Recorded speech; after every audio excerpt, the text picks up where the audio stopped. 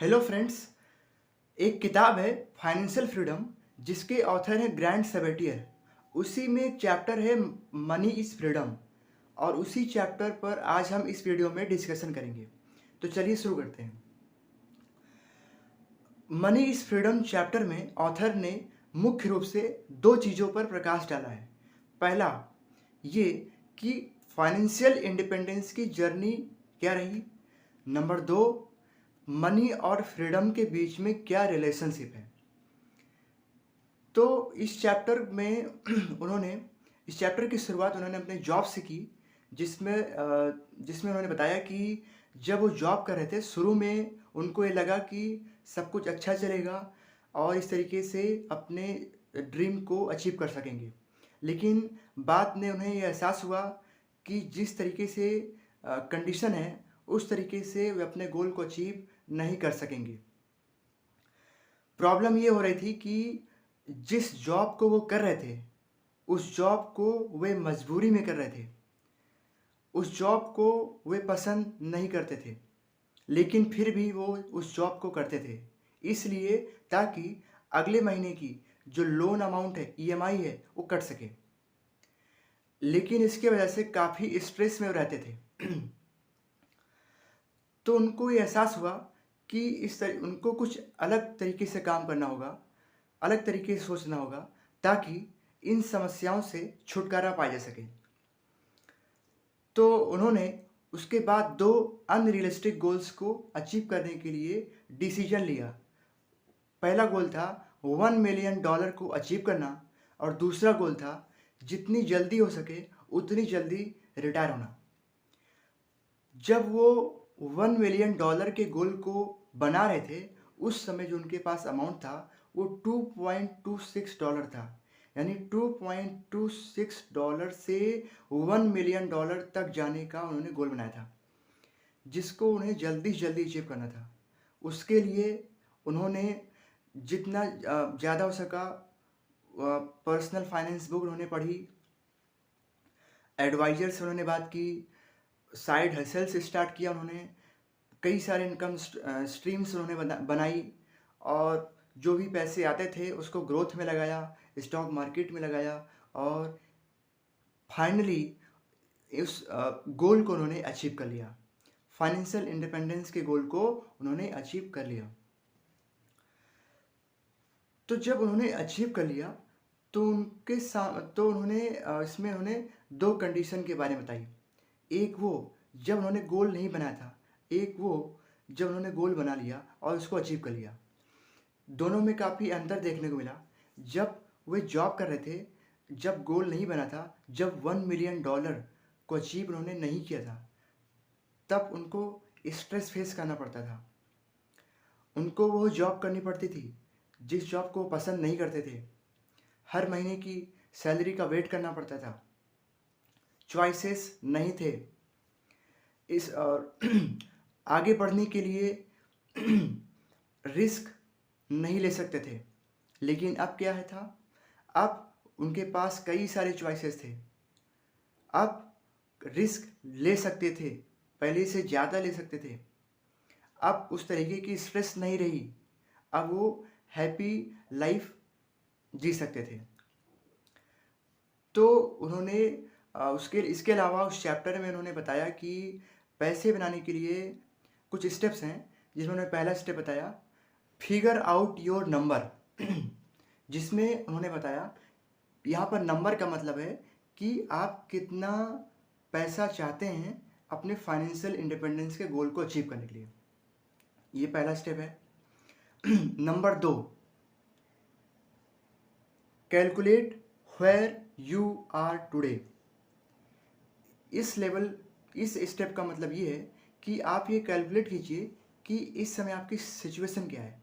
मतलब कि आपके पास नेटवर्थ कितनी है। नेटवर्थ कैसे निकालते हैं? एसेट में जब हम लायबिलिटीज़ को माइनस करते हैं, तो जब हमारे पास जो भी जितना अमाउंट बचता है, जितना भी चीज़ हमारे पास बचता है, वो नेटवर्थ हो गई, नेटवर्थ है। तो ये था सेकेंड स्टेप। तीसरा स्टेप है माइंडसेट शिफ्ट करना। यानी उन चीज़ों, उन थॉट्स को साइड करना जो थॉट्स हमें ग्रोथ की ओर जाने से रोक रही हों। ठीक, ये हुई नंबर 3। चौथा स्टेप, बजटिंग बंद करना और उन चीज़ों पर ध्यान देना जिन चीज़ों का इम्पैक्ट हमारी सेविंग्स पर ज़्यादा पड़ता है। इसका मतलब ये नहीं कि ऑथर ने इसमें ये कहा है कि बजटिंग ऐसी जगह नहीं है जहाँ पर हमें ज़्यादा समय देना चाहिए। ऐसा इसलिए उन्होंने कहा क्योंकि बजटिंग एक स्केर्सिटी माइंडसेट क्रिएट करती है।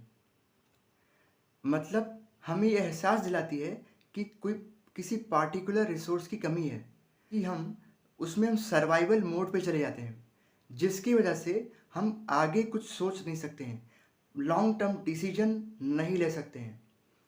इसलिए हमें बजटिंग तो करनी चाहिए, लेकिन उतना नहीं हम उस पर समय देना चाहिए कि हम अपने लॉन्ग टर्म थिंकिंग को खो बैठें। तो ये नंबर 4। अब पांचवा जो स्टेप है कि और 9 to 5, मतलब यहाँ जॉब से है, यानी जो भी आप काम करते हैं, आप उस काम को इस नज़रिए से मत देखिए कि आप उस काम को आप पसंद करते हैं या नहीं करते। आप उसको एक स्ट्रेटजी के रूप में कीजिए। जो भी बेनिफिट आपको मिले, जो भी कुछ भी बेनिफिट मिले, तो उसका जो डायरेक्शन होना चाहिए आपके गोल की तरफ होना चाहिए। ठीक है, तो ये नंबर 5 था।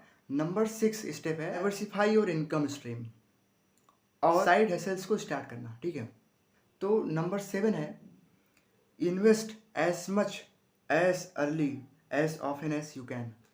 जितना जल्दी हो सके और जितना ज़्यादा हो सके उतना ज़्यादा हमें इन्वेस्ट करना चाहिए।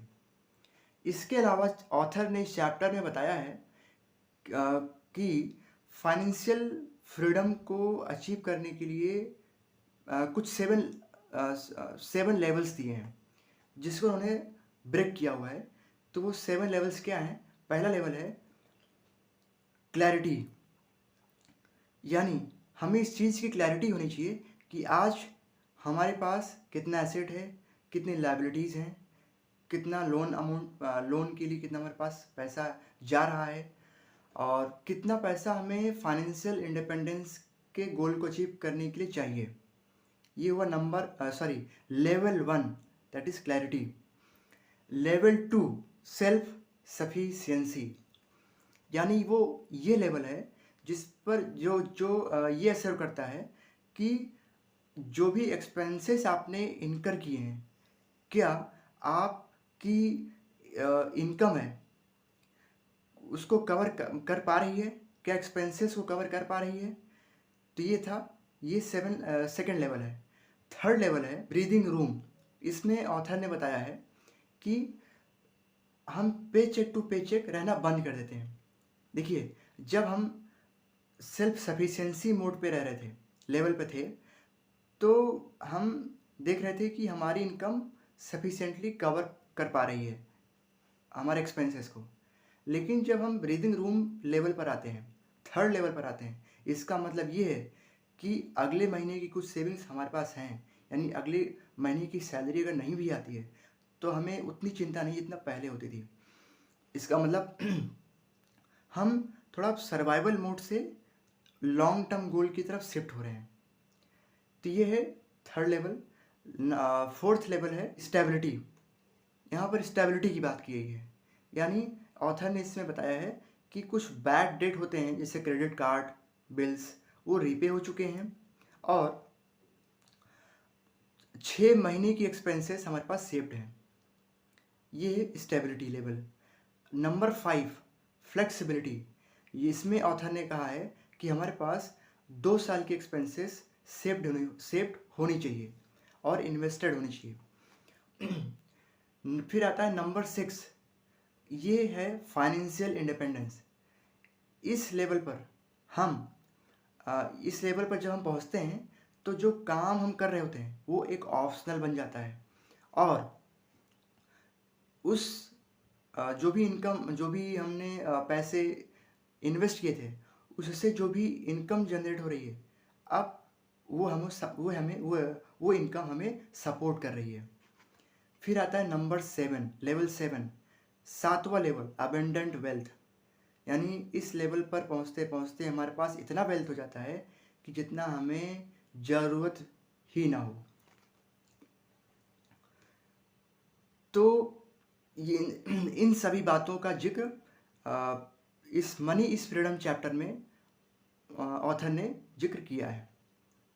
तो आज के लिए इतना ही। धन्यवाद।